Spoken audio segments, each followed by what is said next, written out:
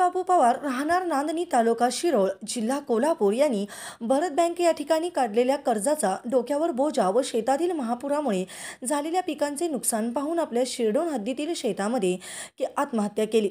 सदर घटनेचा तपास कुरुंदवाड पोलीस स्टेशनचे पोलीस अधिकारी सानप साहेब व नदाब सरे करीत आहेत। सर्वसामान्य शेतकरी आपल्या शेतातील पिकाच्या जोरावर बँकेचे लोन काढून स्वतःच्या मुलीचे लग्न, घर बांधणे, अडचणीसाठी घेतलेले पैसे परत देणे तसेच पाहुण्यांचा आहेर तसेच अनेक मंगल व दुःखद घटनांसाठी बँकेतून कर्ज काढत असतो। याच प्रकारे यावर्षी नांदणी येथील सर्वसामान्य शेतकरी कुमार बाबू पवार यांनी देखील भरत बँकेतून कर्ज घेतले होते। पावसाने आलेल्या महापुरामुळेच त्यांनी शेतामध्ये लावलेले सर्व पीक पाण्याखाली जाऊन त्याची माती झाली। मागच्या वर्षीच्या महापुरामध्ये शेतकऱ्यांना मिळालेली नुकसान भरपाई अगदीच तुटपुंजी होती।